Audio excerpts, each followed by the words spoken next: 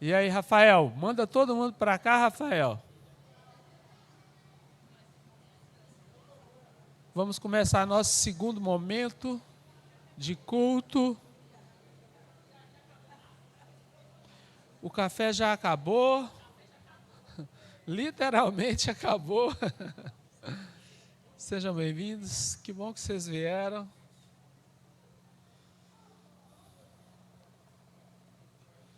Podemos? Vamos começar esse segundo momento com uma oração? Sejam todos muito bem-vindos. O Senhor está entre nós. Deixa eu pedir o Marco que está levantando ali. Pode ser, pastor Marco? Estou acostumado a chamar ele de marreco. Chamar ele de pastor para mim é estranho. Mas vem cá, vamos orar? Faça essa oração, por favor. Soldado, quando se apresenta no quartel, tem que trabalhar. Vamos orar. Deus, obrigado pela graça do Senhor sobre as nossas vidas. Obrigado, Deus, pela oportunidade que o Senhor nos concede de cultuar ao Senhor. Pela Tua palavra que já foi ensinada aqui, pelas orações, os cânticos, ó Deus, levantados ao Senhor, nós te agradecemos porque, pela Tua graça, ó Deus, pela Tua misericórdia, ó Deus, o Senhor nos permite cultuar ao Senhor. Abençoa, ó Deus, cada família aqui. Cada família que está aqui sendo representada, aqueles que não puderam estar conosco aqui, que o Senhor contempla cada um deles também, Pai. Continue nos falando, ó Deus, através dos cânticos, ó Deus, através da leitura da Tua palavra, da explanação da mensagem, ó Deus, dos nossos corações. No nome de Jesus. Amém. Amém. Amém. Vamos aos nossos avisos? Olha só, nós teremos o culto da virada aqui na igreja, dia 31, começando às 22 horas. Se você é como eu e o Josué, você vai estar aqui para cultuar nesse dia.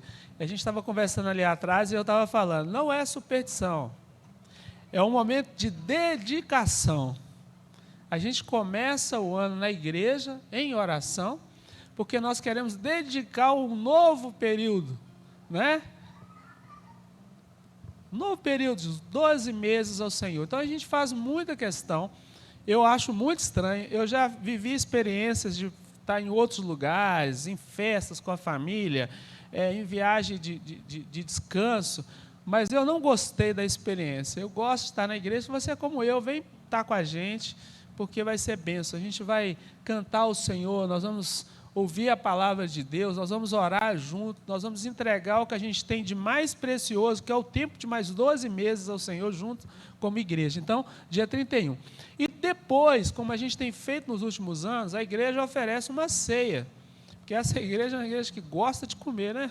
O pastor falou daqueles que ficam ouvindo os orientadores da internet, mas aqui a gente nem precisa desse, pastor, que a gente come muito. Não é? A gente come muito. Então, nós vamos fazer uma ceia muito gostosa aqui, tá certo? Eu posso garantir para vocês que vai ser uma comida gostosa, saladas para quem está de dieta, talvez um filezinho de frango com aquele molho branco. Pensei em fazer aquele penne que a Viviane gosta também, com molho de tomate, manjericão. Então, não é? Vamos fazer uma coisa gostosa aqui. Então, e outra coisa, você não precisa pagar. A igreja está oferecendo para você, porque é uma alegria que a gente tem como igreja, usar os recursos que a igreja tem com a própria igreja. Então, essa é a orientação que o pastor nos deu, mas a gente precisa saber quantas pessoas vão estar com a gente, para não faltar comida e não faltar lugar para sentar também. Tá bem? Vocês estão convidados. Se vocês não tiverem programa, vem passar com a gente aqui, e a ceia logo depois do culto. A ceia é meia-noite, ok? Então, me procura, confirma a sua presença comigo. Muitos dos que estão aqui já estão na minha listinha, mas confirma, porque eu preciso saber para não faltar feijão. Tá bem? Tá bem? Então, dia 31. Outra coisa também, no ano que vem, a gente começa o nosso ano eclesiástico depois do nosso acampamento. E, aliás, que está chegando o nosso Acampa Betel. Vai ser bênção, né? Nós até a irmã Maria José vai o ano que vem, hein? A Cláudia vai, olha aí que legal. Não, tá. Aí, confirmou, o maridão confirmou, fechou. Ele que manda, tá certo. Então vai ser bom demais. Quem aqui ainda não está inscrito? Deixa eu ver. Que isso? Resolve isso aí, vocês dois aí. Bom, bora lá. Vai ser bênção demais. O valor é um valor, gente, muito barato. Se você considerar 4 dias, isso às vezes é o valor de uma diária no hotel. Tá certo? Você vai pagar R$590, você vai ter 4 cafés da manhã, 7 refeições, mais uns 4 lanches. Você vai sair de lá pelo menos 10 quilos mais gordinho. Não, mas aí a gente resolve isso o seguinte, aqui na igreja a gente tem profissionais da área da saúde, a gente faz também uma caminhada lá, tá certo? E a gente resolve isso. Vai ser bênção, você não pode ficar de fora. E, por favor, não deixe que as suas manias impeçam você de estar junto da gente. Porque, às vezes, as pessoas ficam com essa coisa, sabe? Aí eu ronco, igual o Elbert, por exemplo, ronca demais. Estou brincando, nunca. Eu não vou porque vai incomodar alguém. Ué, monta uma barraca, né, Elbert? Estou brincando. A Dani defendendo o maridão lá. Não, meu marido não ronca, não. Então, mas não deixe as suas manias impedir você de comungar com seu irmão. É um período único na vida da igreja. Então, vai ter palavra boa, comida boa, muita confraternização. Vai ser bom demais, tá bem? Eu acho que são esses os nossos avisos. Há um outro também, que a partir do próximo domingo, que é a nossa ceia ágape, vai ter culto, tá, gente? No primeiro domingo de janeiro vai ter culto. A nossa EBD fica suspensa até o nosso acampamento.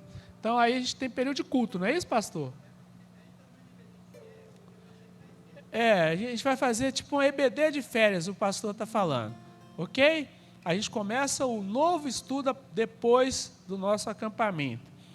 Então, não é para deixar de vir na igreja em janeiro, não. Se você não estiver em viagem de férias, vem para cá congregar com a gente. Vamos ler a Bíblia em 1 Samuel 12, 24. A Dani vai projetar para a gente e nós vamos ler numa só voz. E depois nós vamos louvar a Deus com Otávio e sua equipe. 1 Samuel 12, 24. Nós vamos falar com a voz forte, hein? Ela não é?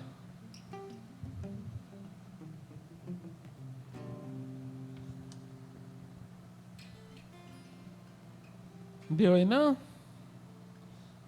O problema é que eu estou vendo um monte de gente sem Bíblia aí, ó. Então, você tem, pastor?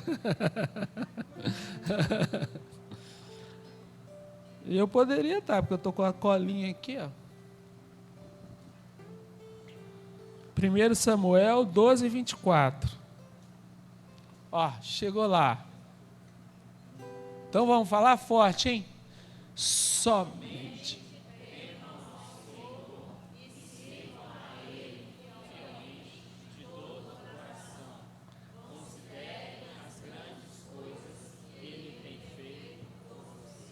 Amém. Vamos louvar.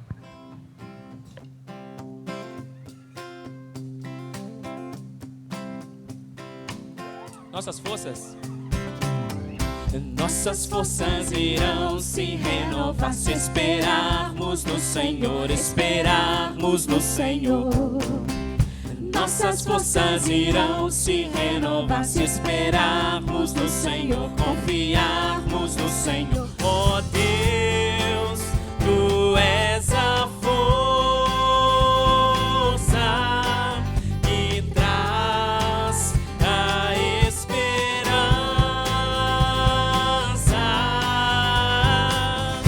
pois só Tu és o eterno Deus, Tu és o eterno Deus, que nunca irá deixar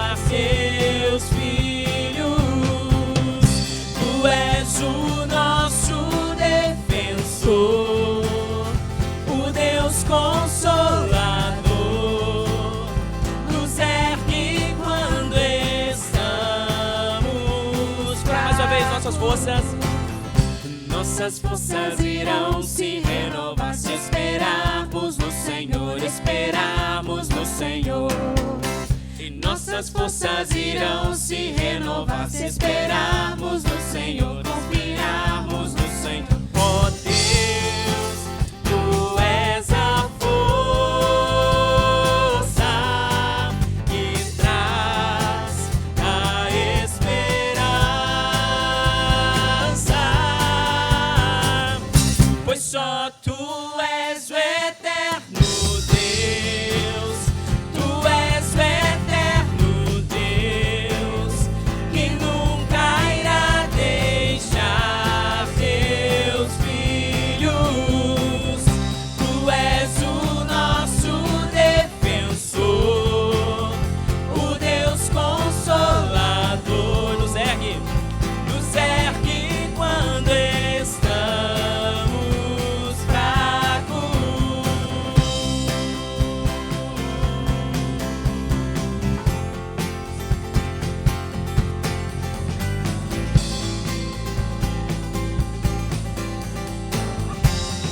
Pois só Tu és o eterno Deus. Com muita confiança, diga isso. Pois só Tu és o eterno Deus, Tu és o eterno Deus, Tu és o eterno Deus. Nossas forças irão se renovar se esperarmos no Senhor, esperarmos no Senhor. Nossas forças irão se renovar se esperarmos no Senhor, esperarmos no Senhor. Pois só Tu és o eterno Deus, Tu és o eterno Deus, que nunca irá deixar Teus filhos.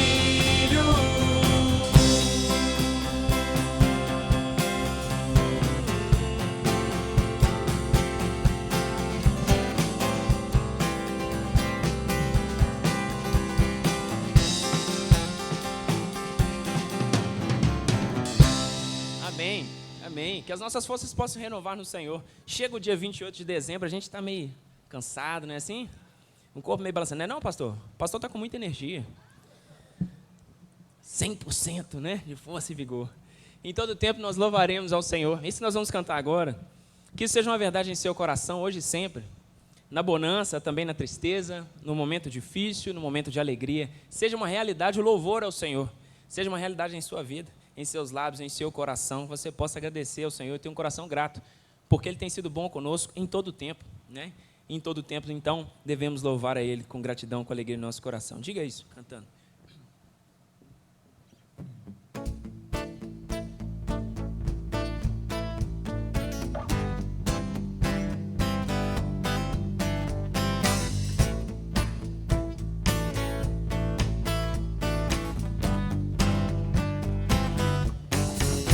Em todo tempo eu louvarei ao Senhor, sempre estará nos meus lábios o seu louvor. Em todo tempo eu louvarei ao Senhor, sempre estará nos meus lábios o seu louvor.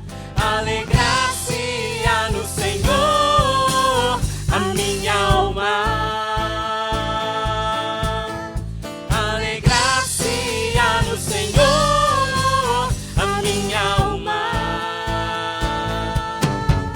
Engrandecei ao Senhor, engrandecei-o comigo, e todos a uma lhe exaltemos o nome. Engrandecei ao Senhor, engrandecei-o comigo, e todos a uma lhe exaltemos o nome. Seu glorioso nome, seu glorioso nome. Todo tempo. Em todo tempo eu louvarei ao Senhor, sempre estará nos meus lábios o seu louvor. Em todo tempo eu louvarei ao Senhor, sempre estará nos meus lábios o seu louvor. Alegrar-se-á no Senhor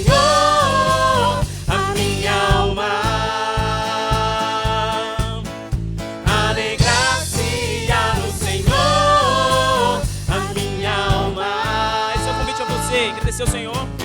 Engrandecei o Senhor, engrandecei-o comigo, e todos a uma lhe exaltemos o nome. Engrandecei o Senhor, engrandecei-o comigo, e todos a uma lhe exaltemos o nome. Seu glorioso nome,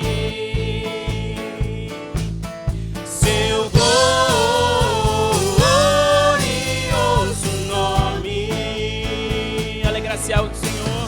Alegrar-se no Senhor a minha alma. Alegrar-se no Senhor a minha alma. Alegrar-se no Senhor a minha alma.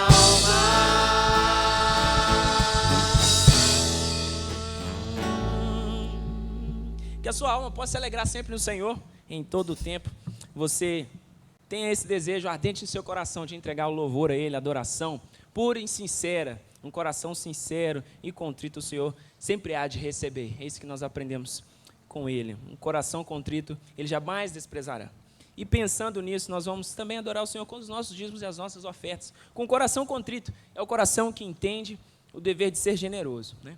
O dever, mas também o privilégio, a alegria de poder contribuir com alegria no coração e perceber que nosso Deus tem suprido as nossas necessidades, né? Esse é o convite a cada um de nós, que possamos desapegar do ouro e bens, né? Que tanto falam ao nosso coração, que tanto nos chamam a ficar presos, né? E que possamos estar presos no sustento do Senhor, no entendimento de que Ele tem nos dado muito mais do que precisamos, e que possamos, portanto, fazer isso com alegria, percebendo a boa mão dele atuando sobre a vida de cada um de nós. Enquanto você canta, você louva ao Senhor também com seus dízimos e as suas ofertas.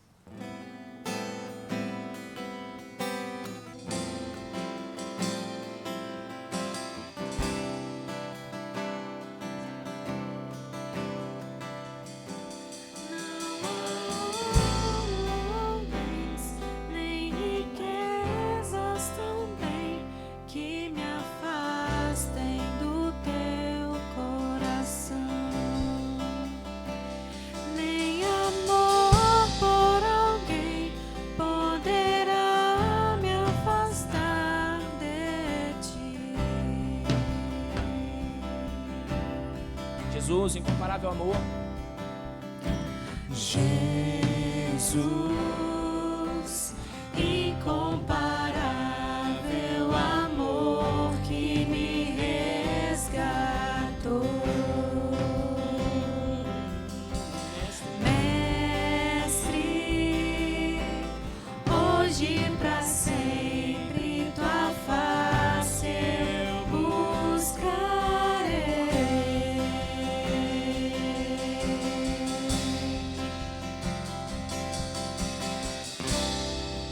O que eu sou, coloco aos teus pés.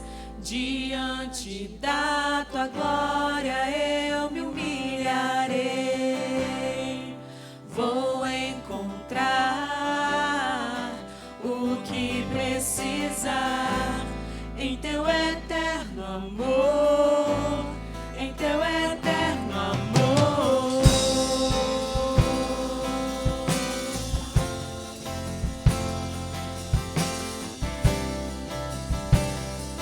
Abro mão do que sou, os desejos, entregamos ao Senhor. Abro mão do que sou, meus desejos eu dou. Quero em tudo, Senhor, te adorar. Mais que fama e poder, quero te conhecer, Senhor. Jesus, incomparável amor.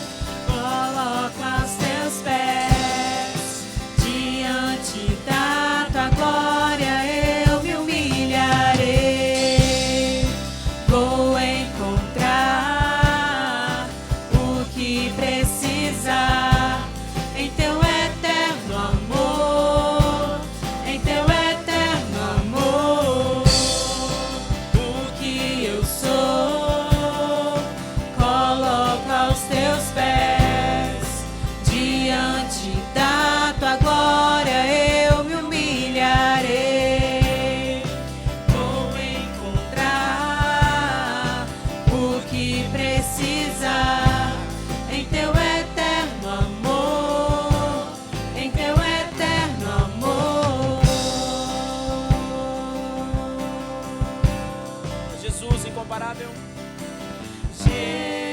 Jesus, incomparável amor que me resgatou. Mestre, hoje pra sempre tua face eu buscarei.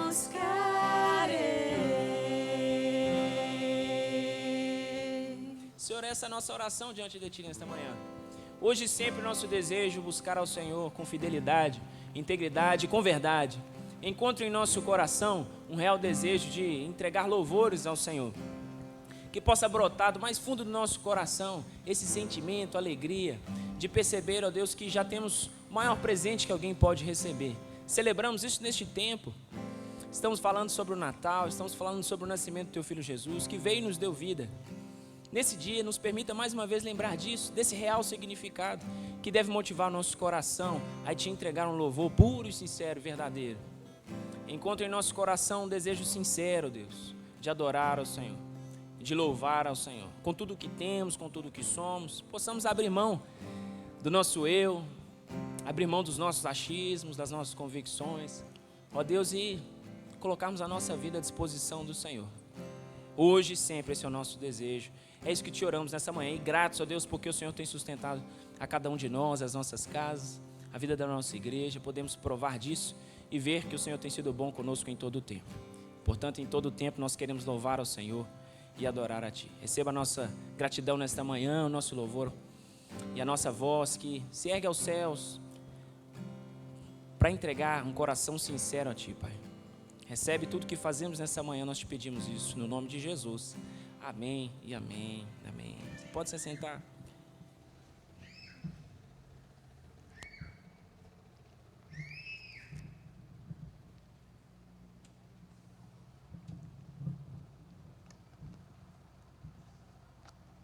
Amém, amém. Amém, meus irmãos. Abram comigo suas Bíblias. Nós vamos tentar hoje caminhar um pouquinho dentro da nossa proposta em Efésios. Se Deus permitir, na nossa IBD de férias, em janeiro, nós vamos terminar todo o livro de Efésios, para depois do carnaval já começarmos o nosso estudo em Êxodo. Então, abre no capítulo 5, ou melhor, no capítulo 6, a partir do verso 1, nós vamos fazer uma retrospectiva rapidamente do 5, mas vamos nos aprofundar no verso 1 até o verso 4, capítulo 6.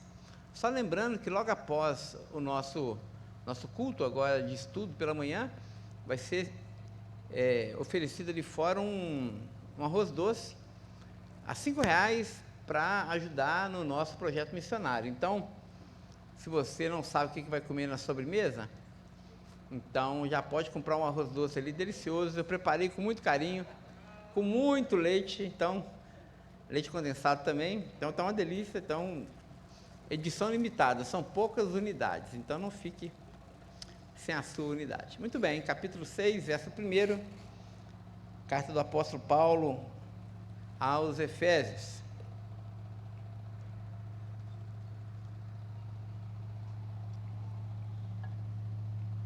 Diz assim a palavra do Senhor: filhos, obedecei a vosso pai, aos vossos pais no Senhor, porque isso é justo.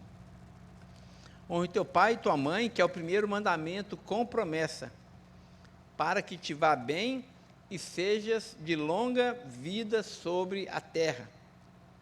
E vós, pais, não provoqueis vossos filhos a ira, mas criai-os na disciplina e na admoestação do Senhor. Pai Celestial, nós te agradecemos mais uma vez, porque a sua palavra foi lida, e te agradecemos mais uma vez pela oportunidade que o Senhor nos dá, para que ela não apenas penetre a nossa mente, mas também possa penetrar os nossos corações. Que nessa manhã, tanto pais quanto filhos possam ser edificados, exortados por essa palavra, Senhor. Fala a cada um de nós, assim nós oramos, e oramos no nome recusável de Jesus. Amém, amém e amém. Amém, irmãos? No capítulo 5, como nós aprendemos, o apóstolo Paulo tem nos exortado a viver uma vida prática do Evangelho. Ele já iniciou essa... Obrigado, meu irmão. Ele já iniciou esse convite no capítulo 4, quando ele diz que nós devemos viver de maneira digna da nossa vocação, mas no capítulo 5, ele então vai nos dar exemplos como nós devemos viver na nossa vida comunitária, e uma vida cheia do Espírito, que acontece nas nossas celebrações comunitárias, mas que extrapola também para a nossa vida familiar. Ou seja, Deus não está interessado apenas na nossa vida aos domingos, mas Ele também está interessado em nos encher com o seu Espírito entre os domingos. Então, é isso que nós temos aprendido, e nós já falamos sobre a relação dos maridos com as suas esposas, das esposas com os seus maridos, e agora nós vamos pensar um pouquinho, nesses 20 minutos, sobre a relação pais e filhos, filhos e seus pais. Muito bem, nós temos aprendido aqui na igreja o seguinte, que não basta apenas a gente ter conhecimento das Escrituras, mas a gente precisa ter um conhecimento da mente por trás das Escrituras. Ou seja, é necessário a gente entender aqui, nesse contexto específico, a mente do apóstolo Paulo. O apóstolo Paulo, quando escreve aqui as suas orientações para o marido, para a esposa, para os pais e para os filhos, ele não está refletindo uma cultura da sua época, ou seja, os conselhos dele não partem de uma perspectiva cultural ali do primeiro século, mas ele reflete aqui o ensino desde o princípio, de Gênesis. Ou seja, o modelo familiar do apóstolo Paulo, portanto, não é um modelo romano ou grego, mas é um modelo hebraico, cujas estruturas estão desde a eternidade. Foram dadas pelo próprio Deus. Então, esse modelo, ele é atemporal e acultural. Ele perpassa todos os tempos e todas as culturas. Então, isso é uma coisa importante para nós. Outra coisa importante para nós é a ordem com a qual Paulo trata cada uma dessas relações. E isso não é uma ordem acidental. No verso 21, ele vai dizer que nós precisamos sujeitar uns aos outros no temor de Cristo, que é o fruto, resultado direto de uma vida cheia do Espírito. Mas no verso 22, ele vai dar ordens específicas e diretas. Primeiro, às mulheres. Nós vimos que essa fala de Paulo foi revolucionária, falar às mulheres. Não se escrevia as mulheres no mundo antigo, as mulheres tinham pouquíssimo ou quase nenhum valor, mas Paulo fala diretamente às mulheres, dizendo que elas precisam se submeter aos seus maridos. Verso 21, vai dizer que os maridos também vão se submeter às suas esposas, amando-as como Cristo ama a igreja. Nós vimos isso. E agora, no capítulo 6, ele fala da relação pais e filhos. Isso é importante. Por quê? Porque primeiro, na mente do apóstolo Paulo, dentro da vida familiar, a hierarquia está posta. As prioridades estão bem definidas. Paulo vai deixar muito claro que a prioridade da mulher não são os filhos. Dentro de um casamento, na vida conjugal, os filhos não são prioridade, não vem primeiro. O que vem primeiro na vida de uma mulher é o seu marido. A primeira ordem é para que a esposa cuide do seu marido. E também, a ordem do apóstolo Paulo para os maridos, a prioridade não são os filhos. É muito claro, o apóstolo Paulo vai dizer que a ordem prioritária dos maridos é para que ele ame as suas esposas. Aqui está posta a hierarquia, meus irmãos. O papel do marido principal é cuidar, sim, dos filhos, mas primeiro da mulher. E o papel da mulher, prioritariamente, é cuidar do marido e não dos filhos. Ou seja, na vida familiar, o marido e a esposa vêm primeiro. Eu ia falar que os filhos vêm a reboque, né? Mas vai ficar pejorativo. Mas os filhos vêm em segundo lugar. Isso é importante para nós, porque a gente parece que perverte essa ordem, não é? Nós temos hoje famílias que os filhos são verdadeiros reizinhos. Não é assim? O filho nasce e ele começa a mandar na casa. Só vai para o lugar onde o fulaninho quer. O horário é o do ciclaninho. E a nossa vida começa a gravitar, não em agradar nossa esposa, não em agradar nosso marido, mas fica em torno do filho. Mas o apóstolo Paulo vai deixar muito claro que não. Que os filhos é que têm que entrar na vida comum do lar. Os filhos é que têm que entrar na dinâmica do lar. Os filhos é que têm que perceber que o pai ama primeiramente a mãe, depois ele. O filho tem que ver que a mãe ama primeiro o pai, depois ele. Irmãos, sabe por que essa ordem é importante? Porque na ordem natural das coisas, o que acontece é o seguinte, está aqui o Célio e a Nara, que não vão me deixar mentir. Na ordem natural das coisas, tem o marido e a mulher. Não é assim que começa a família? Não é? Aí tem os filhos. Aí o que acontece? Os filhos crescem, o que eles fazem? A gente espera que bate asa, não é? Não é assim?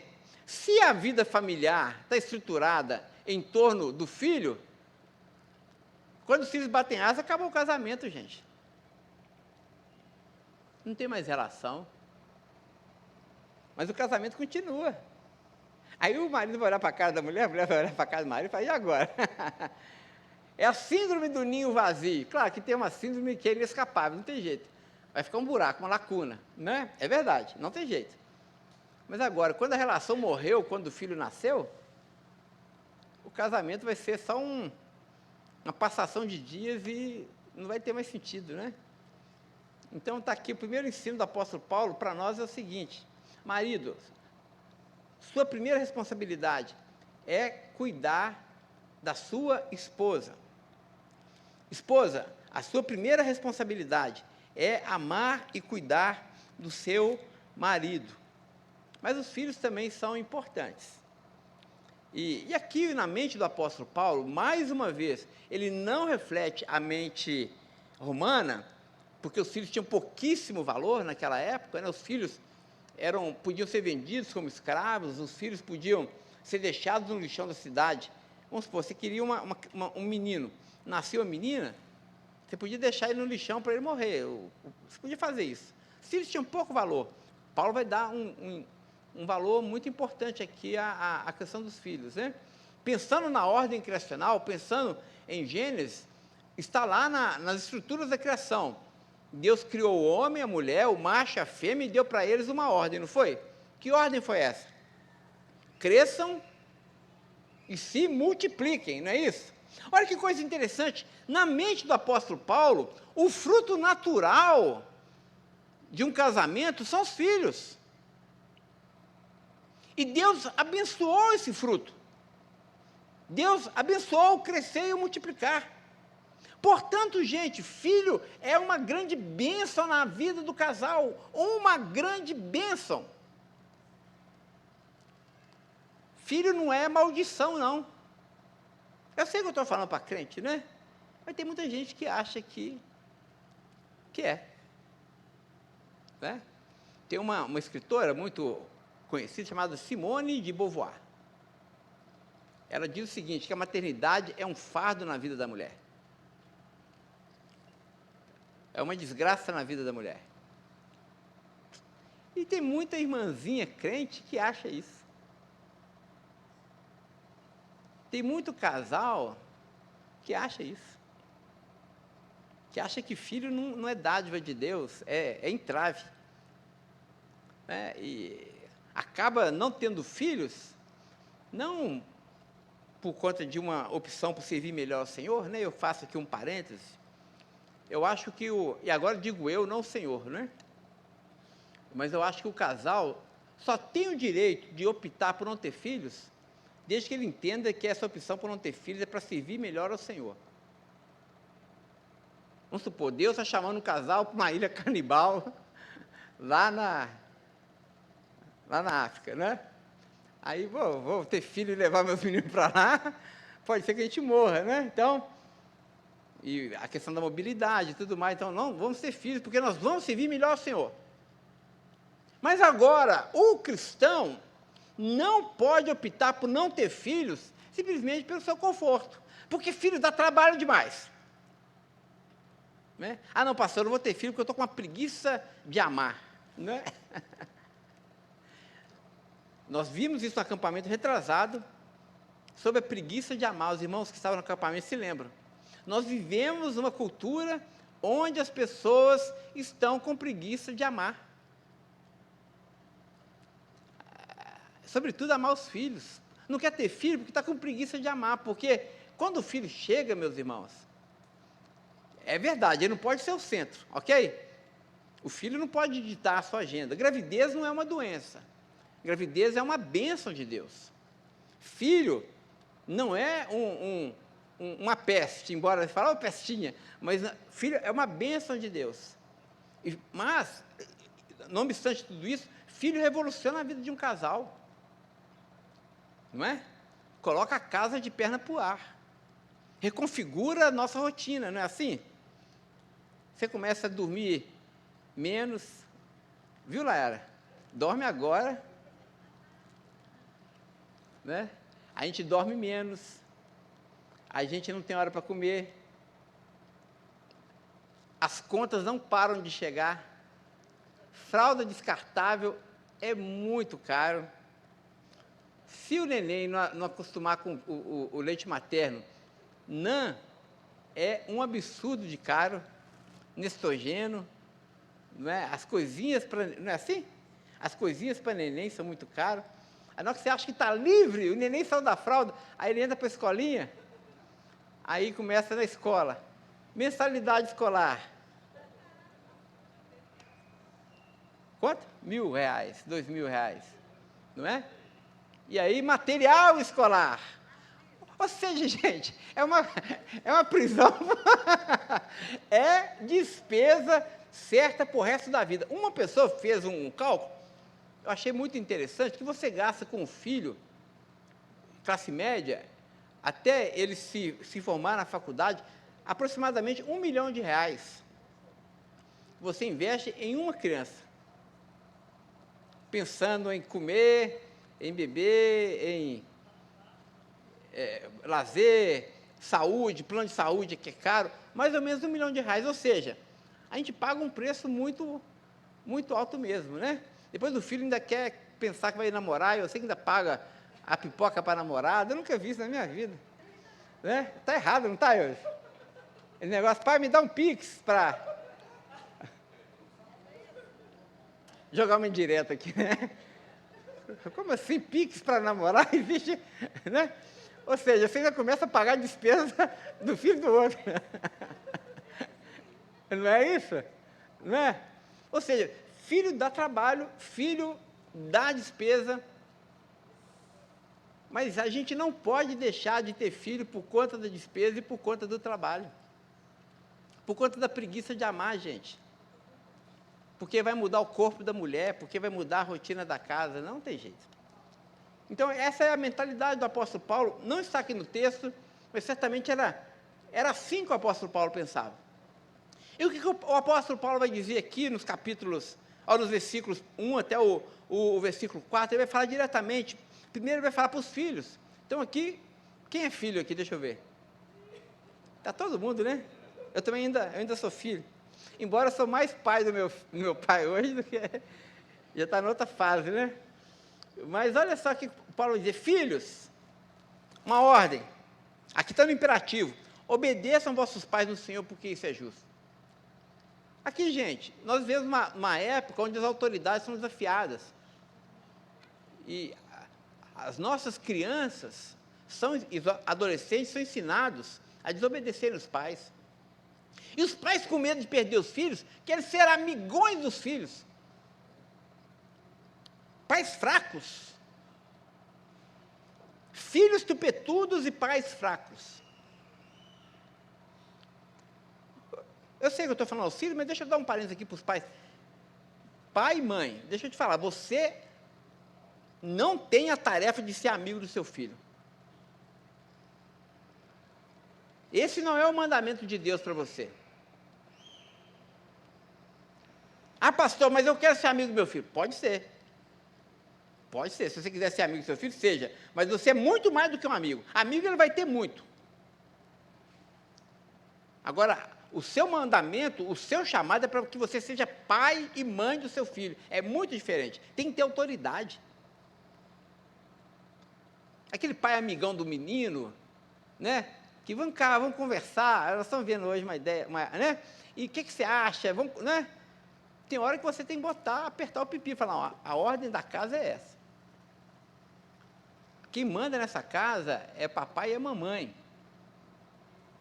Aqui, a coisa é assim. Você quer ter a sua rotina na sua casa? Então casa e vai viver dentro das suas regras. Mas aqui, a regra da casa é essa.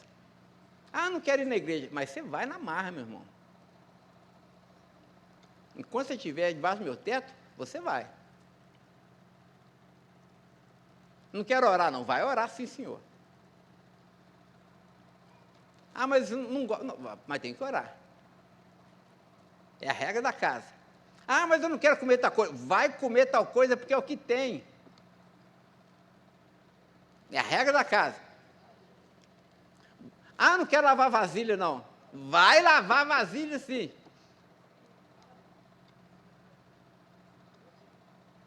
Não é? Porque está na minha casa. Deixa eu te falar aos homens. Você é um homem da casa. O filho não pode mandar na casa, não é?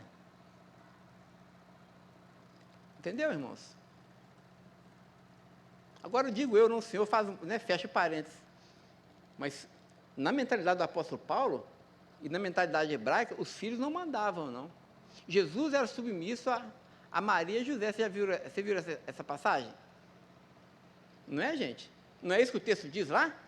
Jesus era submisso a Maria e a José. Então, adolescente, jovem, você está na casa do seu pai, obedeça a ordem da casa do seu pai e da sua mãe. Ele tem que encontrar uma casa que tem ordem, mas você tem que obedecer essa ordem. Tem tempo para tudo. Você pode ficar revoltado, não tem problema. É você com a sua revolta, mas você tem que obedecer. Paulo vai dizer, obedeça aos vossos pais em tudo no Senhor.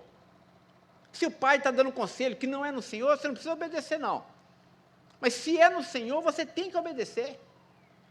Não é uma opção, eu vou pensar, não. Tem que obedecer. Esse é o conselho do apóstolo Paulo. Aliás, o mandamento do apóstolo Paulo para os filhos, ele vai dizer, honra o teu pai e a tua mãe, porque isso é justo e é o primeiro mandamento com promessa. Quando o filho obedece o pai e a mãe, sabe o que o filho faz com o pai e a mãe? Traz honra para o pai. Você quer uma coisa que desonra o pai?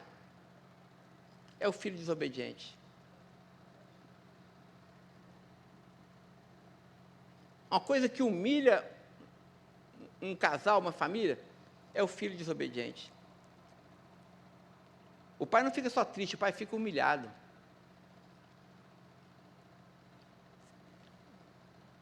Se sente sem autoridade. Quando você fala, faça isso, ele diz, não vou fazer e pronto.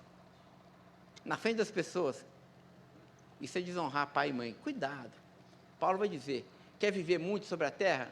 Honra seu pai e sua mãe. Você quer ir bem? Honra seu pai e a sua mãe.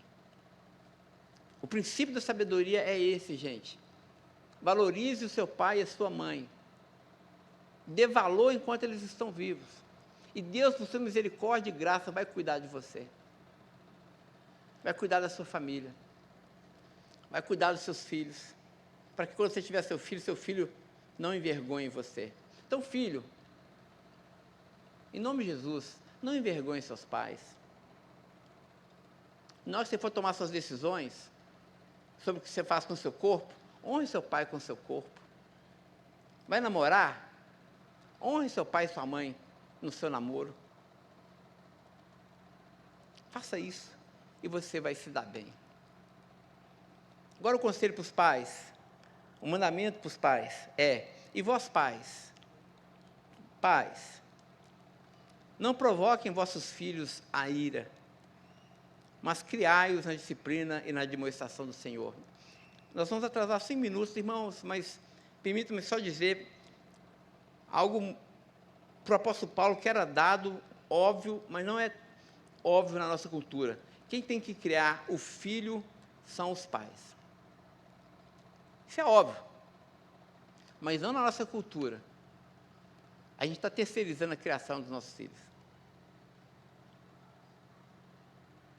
Não é?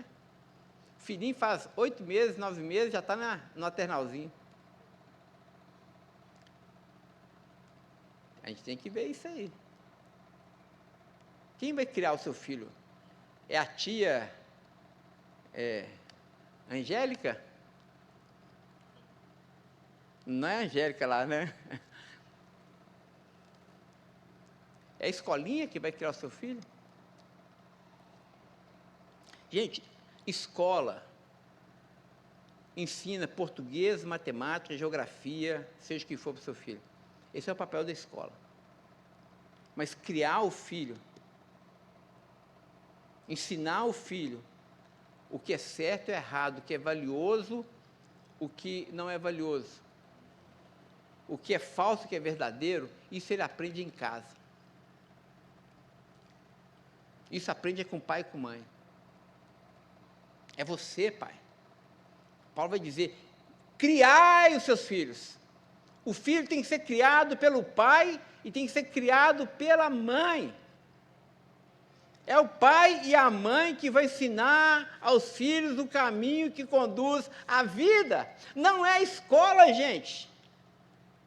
Sabe o que está acontecendo? Nós estamos nos acovardando e nos encolhendo e recuando, e é a escola que está querendo dizer agora para os nossos filhos as escolhas que eles têm que fazer em relação à sua sexualidade, em relação ao seu corpo, em relação aos seus valores. A escola está metendo o bedelho onde ela não é chamada. Não é papel da escola arbitrar sobre a vida sexual dos nossos filhos.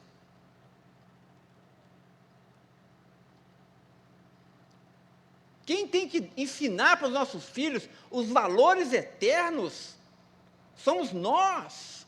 É a igreja de Jesus, são os pais convertidos ao Senhor. Precisam ensinar os filhos o quê? Disciplina e administração do Senhor. Precisamos ensinar aos nossos filhos o caminho que conduz à vida, gente.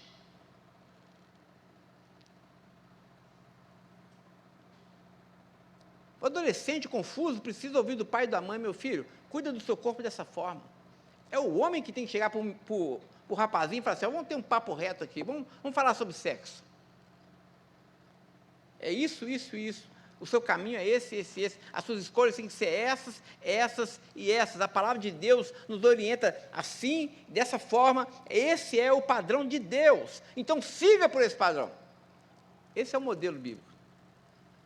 Porque se nós não falarmos, se as mamães não conversarem com as suas filhinhas sobre a roupa que as meninas vão usar, sobre as escolhas que elas vão fazer, gente, se a gente não falar, alguém vai falar.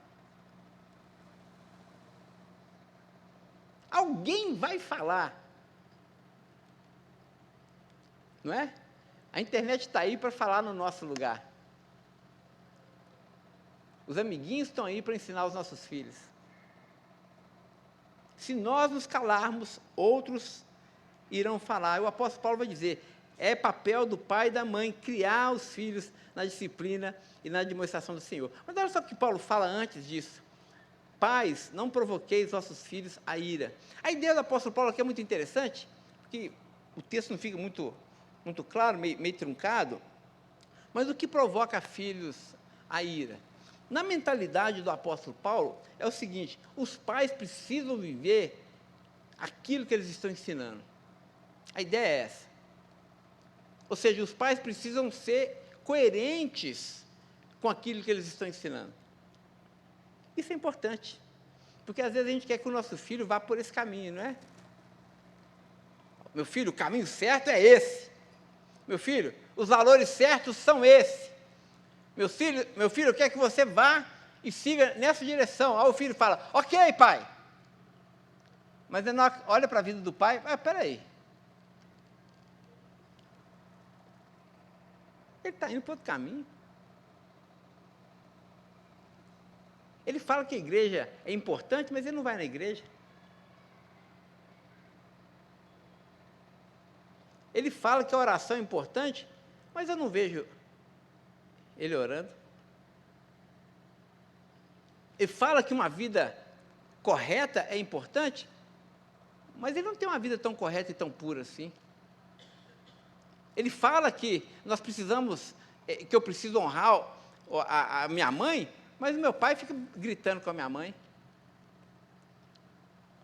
Ah, minha mãe me ensina que eu tenho que obedecer meu pai, mas ela mesma é tupetuda. Ah, sabe o que isso provoca no filho? Ira, revolta. O filho fica revoltado. Porque o pai exige dele uma coisa que ele não, os pais mesmos não estão fazendo. Então, o que o Paulo vai dizer é o seguinte: vivam, pais, vivam o Evangelho, sejam cheios do Espírito, cuidem um do outro, amem-se. Marido, cuide da sua esposa, esposa, cuide do seu filho, vivam em unidade, em amor, para que o seu filho possa olhar para você e não se sentirem irados, mas se sentirem estimulados a viverem e andarem por aquele mesmo caminho. Esse é o nosso grande desafio. Amém? Perdão, irmãos, nós passamos 7 minutos, vamos fechar os nossos olhos e vamos orar.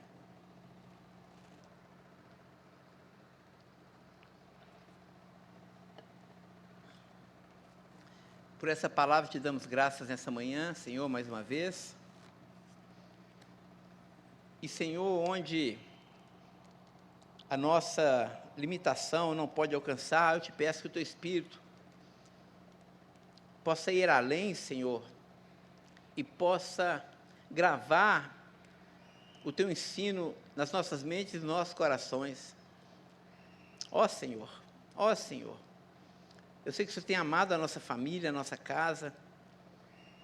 Ó Senhor, nos ajude a viver de maneira digna da nossa vocação. Nos ajude a ter um lar cheio de Deus. Maridos convertidos às suas esposas, as esposas convertidas aos seus maridos, pais convertidos aos filhos, filhos convertidos aos seus pais. Ó Senhor, cura a nossa vida familiar. Faça isso, Senhor. Faça isso, Senhor, para a sua própria glória e para o nosso bem. Faça isso, Senhor. No nome de Jesus nós oramos. Amém. Amém, amém, amém. Irmãos, até logo mais à noite, com a graça de Deus. Não vá embora sem dar pelo menos uns 50 abraços e comprar ali o nosso arroz doce.